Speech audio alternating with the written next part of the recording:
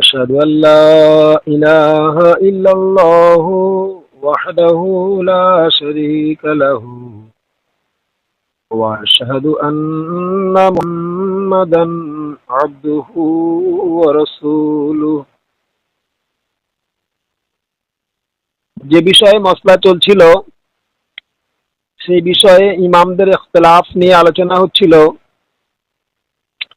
উক্ত বিষয়ে ইমাম শাফি রহমতুল্লাহ আলাইহি বলেন, জুনুবি অবস্থায় কোরআন পাঠ মুতলাকান হারাম। এটা ইমাম শাফি রহমতুল্লাহ আলাইহির মত। তিনি বলেছেন যে জুনুবি অবস্থায় কোনো প্রকারের কোরআন শরীফ পড়া যাবে না। এক্ষেত্রে ইমাম আবু হানিফা রহমতুল্লাহ আলাইহি বলেন, এক আয়াতের থেকে কম পাঠ করা জায়েজ, অর্থাৎ এক আয়াত পড়তে পারবে না, কিন্তু এক আয়াতের থেকে যদি কম হয় তাহলে তার ক্ষেত্রে জায়েজ হবে। এই এক ধরনের উদ্ভট মসলা। যাই হোক, মসলা দিয়ে এসেছে তাই আপনাদের সম্মুখে পাঠ করলাম। বইটির নাম আল মাজমু, দ্বিতীয় খণ্ড 182 নম্বর মসলা। বাদায়ে ও সানায়ে প্রথম খণ্ড 37 নম্বর মসলা। আল মুগনি প্রথম খণ্ড 143 নম্বর মসলা। হাশিয়াতুদ দাসাউফি প্রথম খণ্ড 174 নম্বর মসলা।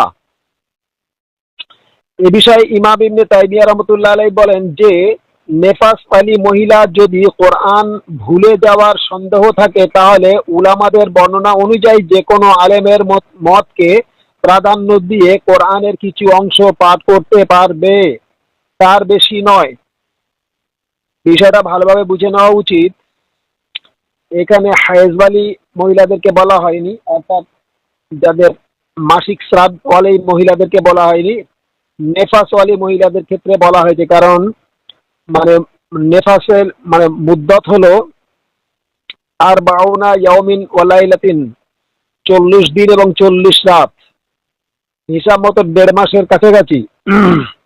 তো 1.5 মাস ধরে যদি সে কোরআন তেলাওয়াত না করে, আর এরূপ নতুন কোরআন পাঠকারী হয়তো হতেও পারে, কিন্তু দেখা যাচ্ছে 1.5 মাস যদি সে কোরআন খুলে না দেখে, না পড়ে, তাহলে ভুলে যেতেও পারে। এই সন্দেহ যদি হয়ে থাকে তাহলে ইমাম ইবনে তাইমিয়া রহমতুল্লাহ আলাইহি বলেছেন যে ওই মহিলাটি কোরআন পড়তে পারবে।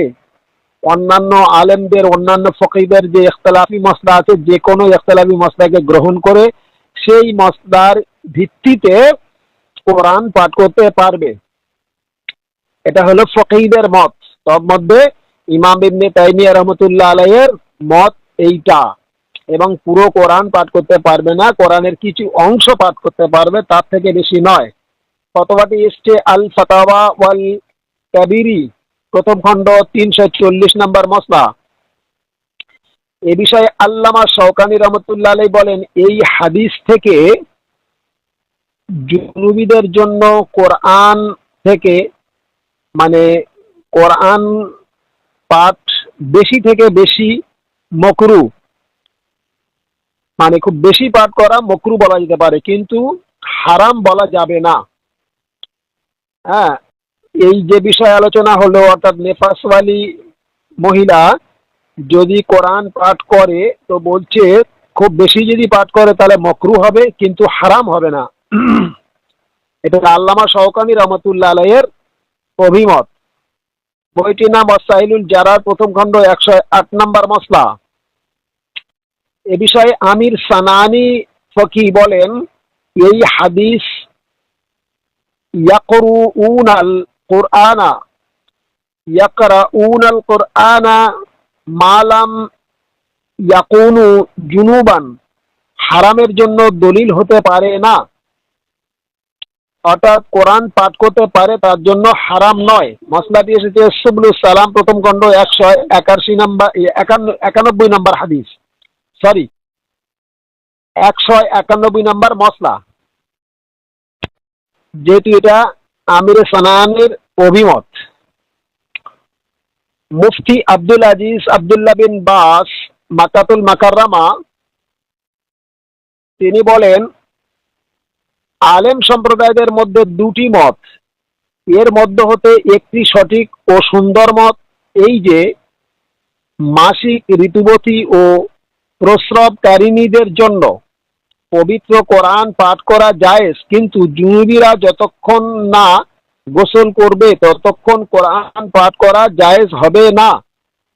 ফতোয়াটি এসছে ফতোয়া ইবনে বাস, উর্দু অনুবাদ, প্রথম খণ্ড, 50 নাম্বার মসলা। এ বিষয়ে আল্লামা খাত্তাবী রহমতুল্লাহ আলাইহি বলেন, জুনুবি ও ঋতুবতী অবস্থায় কোরআন পাঠ করতে পারবে না। মানে উভয় ক্ষেত্রে নাজায়েজ ফতোয়া দিয়েছেন।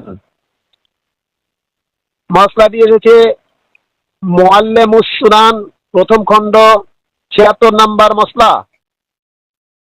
এ বিষয়ে আল্লামা আব্দুর রহমান মুবারকপুরি আহলে হাদিসদের একজন প্রসিদ্ধ আলেম এবং একজন শায়খুল হাদিস, যিনি তোহফাতুল আহওয়াজি ফি শারহ তিরমিজির ভাষ্যকার, তিনি বলেন আল্লামা খাত্তাবী রহমতুল্লাহ আলাইহির মতকে তিনি প্রাধান্য দিয়েছেন। অর্থাৎ আল্লামা খাত্তাবী রহমতুল্লাহ আলাইহি বলেন যে জুনুবী অবস্থায় এবং ঋতুবতী অবস্থায় কোরআন পাঠ করতে পারবে না। তো আব্দুর রহমান মুবারক সাহেব পুরিও বলেন যে ওটাই ঠিক। বইটির নাম তোহফাতুল আহওয়াজি ফি শারহ তিরমিজি, প্রথম খণ্ড, 430 নাম্বার ব্যাখ্যা। এ বিষয়ে গেল ফকীহ ও উলামাদের মতভেদ, ইখতিলাফি মসলা। এবারে যে বিষয় বর্ণনা করব সেটা হচ্ছে ঋতুবতী ও জুনুবী অবস্থায় মসজিদে প্রবেশ করতে পারবে কি না। হযরতে আয়েশা রাদিয়াল্লাহু আনহা বর্ণনা করেন যে হযরত নবী সাল্লাল্লাহু আলাইহি ওয়াসাল্লাম আমাকে বললেন,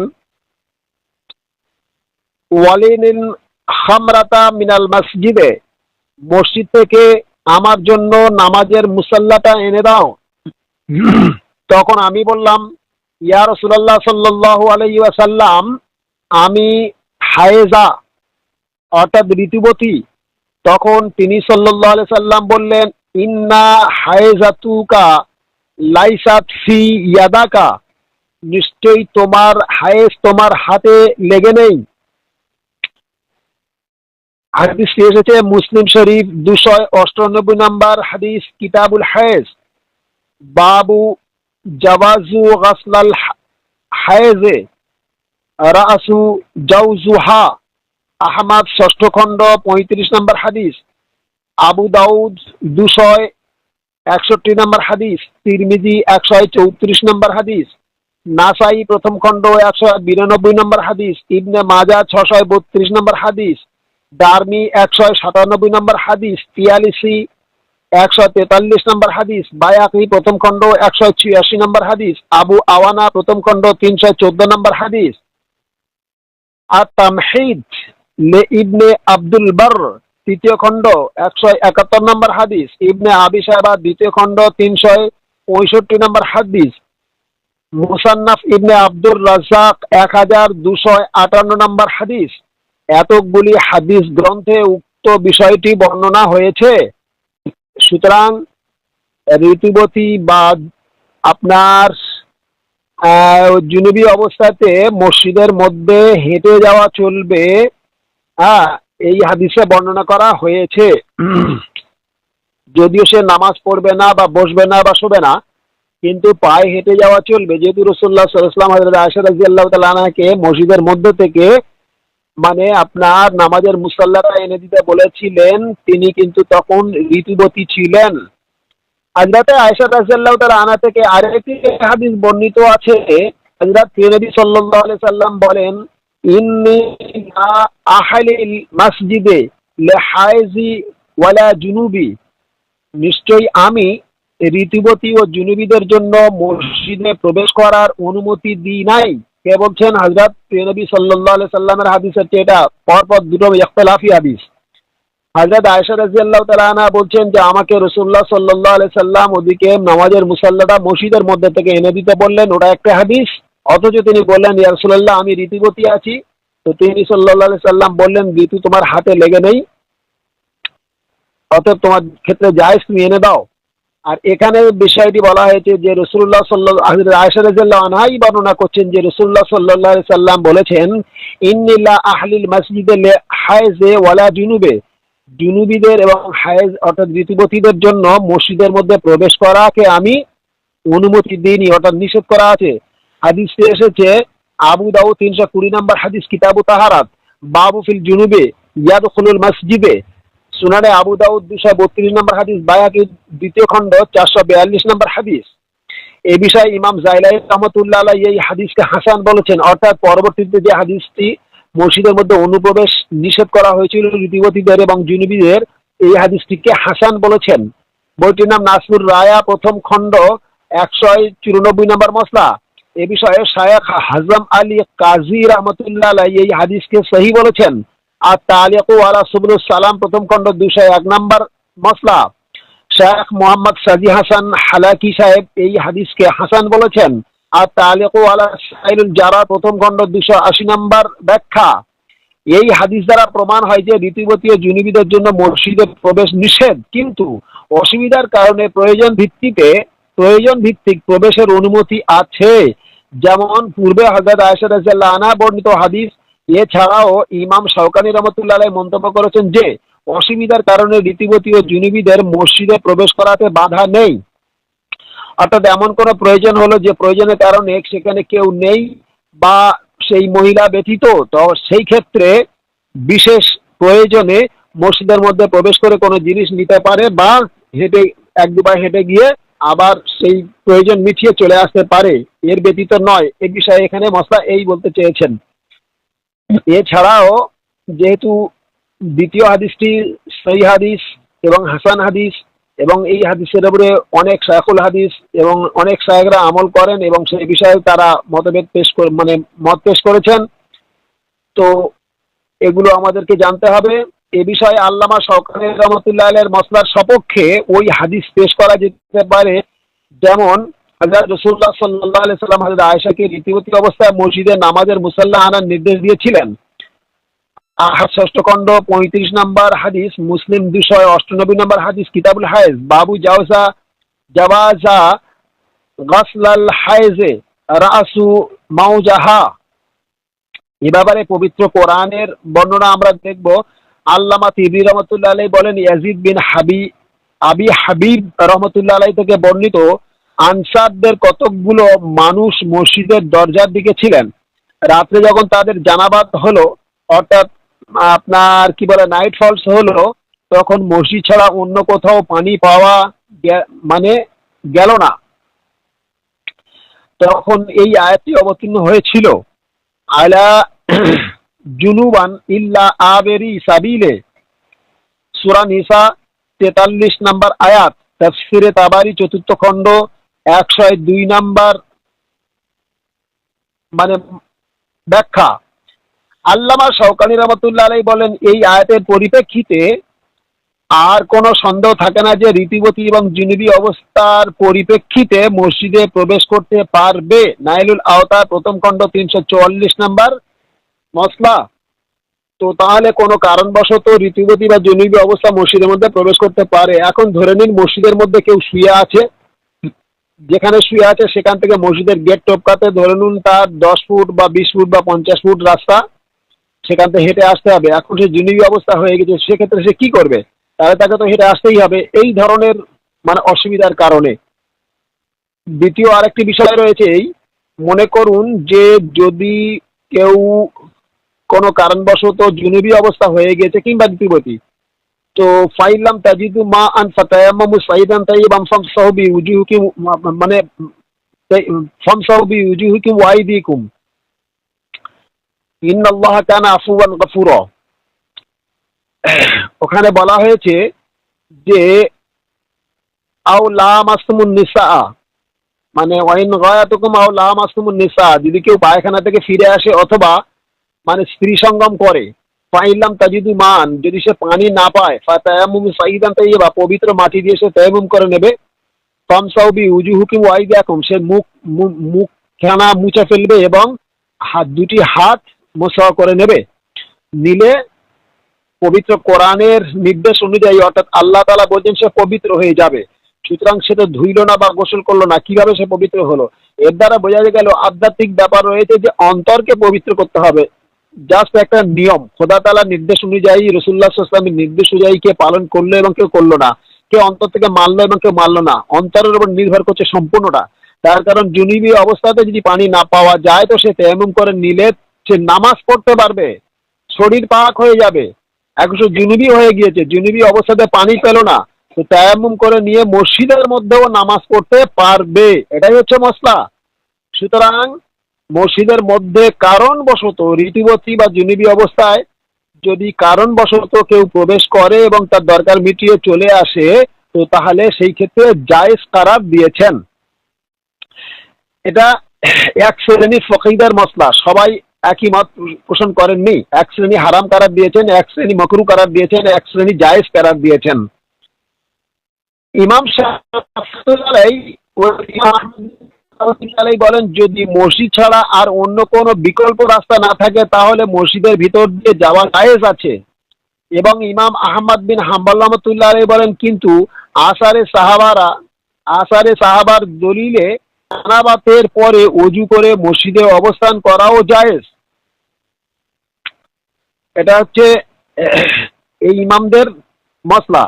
ইমাম মালিক রহমতুল্লাহ আলাইহি ও ইমাম আবু হানিফা রহমতুল্লাহ আলাইহি বলেন ঋতুবতী এবং জুনুবি উভয়ের যে কোনো পরিস্থিতিতে মসজিদের মধ্যে নিষেধ। এরা আবার কঠোর মানে মসলা কঠোরভাবে নিষেধ করেছেন। বইটির নাম আল উম্মি প্রথম খণ্ড 120 নম্বর মসলা, আল মুগনি প্রথম খণ্ড 200 নম্বর মসলা। লা তাসাফা ফি মারিফাতির রাজিহ মিনাল খিলাফে 2443 নম্বর মসলা। বেদায়াতুল মুস্তাহিদ প্রথম খণ্ড 37 নম্বর মসলা। নাইলুল আওতার প্রথম খণ্ড 343 এবং 344 নম্বর মসলা।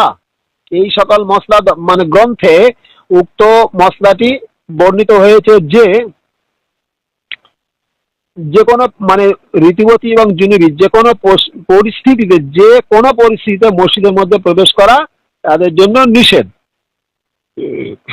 এ বিষয়ে ইমাম ইবনে তাইমিয়া রহমতুল্লাহ আলাইহি বলেন জুনুবি ওযু করে মসজিদে শুতে পারে বা অবস্থান করতে পারে, কিন্তু ঋতুবতীদের জন্য জায়েজ নয়।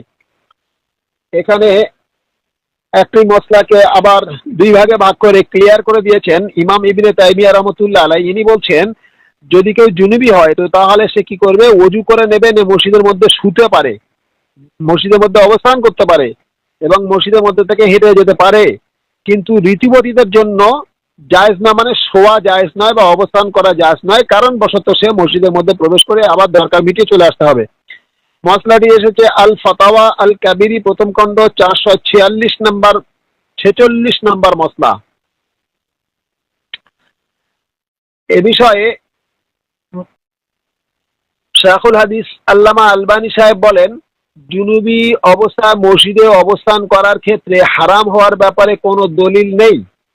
উনি বলছেন যে জুনুবি অবস্থায় মসজিদের মধ্যে যদি কেউ অবস্থান করে বা মসজিদের মধ্যে থেকে হেঁটে যায়, এ বিষয়ে যে হারাম, এই হারামের সপক্ষে সঠিক দলিল পাওয়া যায় না। কারণ দরকার পড়লে সে মসজিদের মধ্যে থেকে হেঁটে যেতে পারে, কারণ তার অনেক রকমের পদ্ধতি আছে। প্রথমত ওযু করতে হবে, দ্বিতীয়ত তায়াম্মুম করতে হবে, ওযু এবং তায়াম্মুম করে নিয়ে মসজিদের মধ্যে প্রবেশ করতে পারে এবং হেঁটে যেতে পারে। জুনি অবস্থায় যদি কেউ তায়াম্মুম করে এবং বা ওযু করে মসজিদের মধ্যে অবস্থান করে, শয়ন করে, তাহলেও জায়েজ আছে। আবার ঋতুবতী যদি হয় সে শয়ন করতে পারবে না, অবস্থান করতে পারবে না, কিন্তু হেঁটে যদি যায় তার ক্ষেত্রে জায়েজ। হ্যাঁ, যে নিয়মগুলো লেখা রয়েছে সেই নিয়ম অনুযায়ী চলতে হবে। বইটির নাম আতমাম আল মিন্না 119 পৃষ্ঠা। এবারে আরেকটি বিষয়ে আলোচনা করব। এরা সম্পূর্ণ গোপনীয় তথ্য, যদিও কোরআন হাদিসের মসলা, তাই ক্ষেত্রে আলোচনা করছি। এক গোসলে বহু স্ত্রীদের সাথে সঙ্গম করতে পারবে কি না। হযরতে আনাস রাদিয়াল্লাহু তাআলা আনহু থেকে বর্ণিত আন্নান নবী সাল্লাল্লাহু তাআলা আলাইহি ওয়াসাল্লাম কানা ইয়াতুফু আলা নিসাইহি বিগুসলি আহাদিন ওয়াহিদিন। হযরত নবী সাল্লাল্লাহু আলাইহি সাল্লাম একই গোসলে বহু স্ত্রীদের সঙ্গে সঙ্গম করতেন। হাদিসটি এসেছে মুসলিম শরীফ 309 নম্বর হাদিস, কিতাবুল হাইজ, বাবু জাওয়াজা নাওমুল জুনুবে ওয়া ইসতিহবাবুল ওযুয়া লাহু। সুনানে আবু দাউদ 128 নম্বর হাদিস, তিরমিজি 140 নম্বর হাদিস, নাসাই প্রথম খণ্ড 143 নম্বর হাদিস, ইবনে মাজাহ 588 থেকে 589 নম্বর হাদিস, আহমদ তৃতীয় খণ্ড 99 নম্বর হাদিস, ইবনে আবি শাইবা প্রথম খণ্ড 147 নম্বর হাদিস, ইবনে হিব্বান 1207 নম্বর হাদিস, সারে মানি আল আসার প্রথম খণ্ড 129 নম্বর হাদিস। এতগুলি হাদিস গ্রন্থে উক্ত বিষয়টি বর্ণনা হয়েছে। অন্য একটি রিওয়ায়াতে আছে ফি লাইলাতিন ইয়াগসিলু আইনি, একই রাত্রে একই গোসলে বহু স্ত্রীদের সঙ্গে তিনি সঙ্গম করতেন। ইমাম নওয়াবী রহমতুল্লাহ আলাইহি এই মসলা জায়েজ হওয়ার ব্যাপারে ইজমা হয়েছে বলে তিনি মত প্রকাশ করেছেন। বইটির নাম শরহে মুসলিম দ্বিতীয় খণ্ড 222 নম্বর ব্যাখ্যা। হযরতে আবু রাফে রাদিয়াল্লাহু তাআলা আনহু থেকে বর্ণিত, রাসূলুল্লাহ সাল্লাল্লাহু আলাইহি সাল্লাম একই রাতে বহু স্ত্রীদের সাথে সঙ্গম করেছেন। তাগতাসিলু আনহু কুল্লু ইমরাতা মিন হুন্না গাসলান, প্রত্যেক স্ত্রীদের কাছে যাওয়ার পূর্বে প্রত্যেকবার গোসল করেছেন। তখন আমি জিজ্ঞাসা করলাম, হে আল্লাহ রসুল সাল্লাল্লাহু আলাইহি সাল্লাম, আপনি তো একবার গোসল করলে যথেষ্ট হতো। তখন রাসূলুল্লাহ সাল্লাল্লাহু আলাইহি সাল্লাম বললেন, হাজা আতহারু আতিবু, এটাই অতীব পবিত্র। মানে অতি সতর্কতামূলক যদি কেউ মনে করে তাহলে সে একাধিক স্ত্রীদের কাছে যাওয়ার পূর্বে একাধিকবার গোসল করতে পারে। যেহেতু রাসূলুল্লাহ সাল্লাল্লাহু আলাইহি ওয়াসাল্লাম করেছেন, দুই রকমের হাদিসে ফেলি তার রয়েছে। তো হাদিসটি এসেছে সেই আবু দাউদ 203 নম্বর হাদিস, কিতাবুত তাহারাত, বাবু ফিল ওয়াজিয়ে লিমান আরাদা আই ইয়াউদু, সুনানে আবু দাউদ 219 নম্বর হাদিস, আহমদ ষষ্ঠ খণ্ড 7 নম্বর হাদিস, ইবনে মাজাহ 590 নম্বর হাদিস, নাসাই 9035 নম্বর হাদিস। ইমাম শাওকানি রহমতুল্লাহ আলাইহি এ বিষয়ে বলেন, একাধিক স্ত্রীদের সহিত সঙ্গমকালে প্রত্যেকবারে গোসল করা উত্তম, না করলে হারাম হবে না। মানে প্রত্যেকবারে যদি গোসল করে সেটা উত্তম হবে, মোস্তাহাব হবে, তবে না করলে হারাম হবে না। তবে যেহেতু এমনি ওযু বা ধোয়ার অনেক পদ্ধতি রয়েছে, সেগুলি তো অবশ্যই করবে, কিন্তু গোসল করবে কিনা, তো বলছেন যে গোসল করাটা উত্তম, গোসল যদি না করে হারাম নয়। এবং এই মসলায় কারো কোনো দ্বিমত নেই। বইটির নাম নাইলুল আওতার, প্রথম খণ্ড 346 নম্বর মসলা। এবারে যে বিষয়ে আলোচনা করব সেটা হচ্ছে গোসলখানার মধ্যে স্বামী স্ত্রীতে একসাথে গোসল করতে পারে কিনা। হযরত আয়েশা রাদিয়াল্লাহু আনহা বলেন, আমি ও হযরত রাসূলুল্লাহ সাল্লাল্লাহু আলাইহি সাল্লাম আমরা উভয়ে একটি পানির পাত্র থেকে ফরজ গোসল করতাম। একবার আমি হাত দিয়ে পানি তুলে নিতাম এবং একবার হযরত রাসূলুল্লাহ সাল্লাল্লাহু আলাইহি সাল্লাম হাত দিয়ে পানি তুলে নিতেন। হাদিসটি এসেছে বুখারী শরীফ 261 নম্বর হাদিস, কিতাবুল গোসল, বাবু হাল ইয়াদখুলুল জুনুবে ইয়াদহু ফিল আনায়ে, মুসলিম শরীফ 474 নম্বর হাদিস, ইবনে হিব্বান তৃতীয় খণ্ড 1193 নম্বর হাদিস, তোহফাতুল আশরাফ 12 খণ্ড 169 নম্বর হাদিস। এই সকল হাদিস গ্রন্থের বিষয়ে হযরত আয়েশা রাদিয়াল্লাহু তাআলা আনহার হাদিসটি বর্ণিত হয়েছে যে গোসলখানার মধ্যে স্বামী স্ত্রী উভয় একসাথে গোসল করতে পারে এবং একই বর্তনে পানি রেখে উভয় হাত দিয়ে পানি নিয়ে গোসল করতে পারে। এবারে যে বিষয়ে বর্ণনা করব সেটা একটু বিস্তারিত। আজকের এই বিষয় এই পর্যন্ত থাক। আল্লাহ তাআলা আমাদেরকে প্রত্যেককে তৌফিক দান করুক, আমরা যেন পবিত্র কোরআন এবং সুন্নাতে নববীর সঠিক মসলা মান্য করে আমল করতে পারি। আমিন। ওয়া আখিরু দাওয়ানা আলহামদুলিল্লাহি রাব্বিল আলামিন।